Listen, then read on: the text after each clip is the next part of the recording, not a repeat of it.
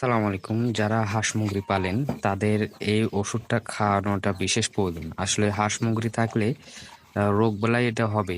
এটা বেশি হাঁস মুরগির ক্ষেত্রে আমি সেটা বলতেছি না, যেটা কম 10টা 15টা 20টা এরকম হাঁস মুরগি থাকলে এই রেনামাইসিনটা খাওয়াতে পারেন। রেনামাইসিনটার কাজ কি, ধরুন আপনি হাঁস বা মুরগি সুস্থ আছে, সেই সেই প্রেক্ষিতে আপনি এটা দিতে পারেন।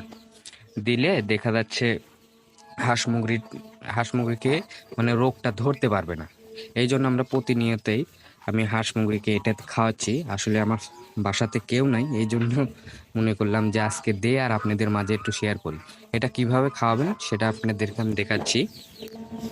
দেখুন, এই একটা ওষুধ আমি নিছি, নিয়ে এটা আমি গুঁড়া করি। এটা আমার গুঁড়া হয়ে গেছে, এখন আমি পানিতে দিব।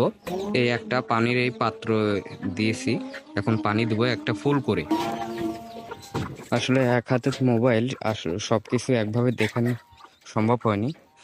এই যে পানির পাত্র এখানে দিছি এইসব হাঁস। আসলে আমার মা বাসাতে নাই, এই জন্য আমাকে এই দায়িত্বটা দিয়ে গেছে।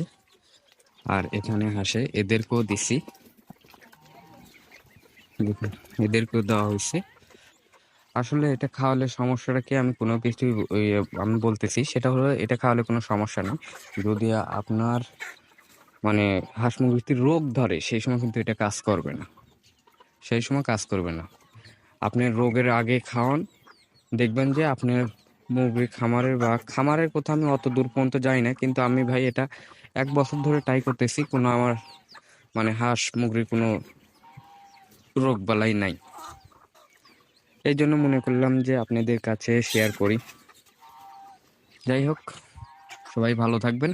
আল্লাহ হাফেজ।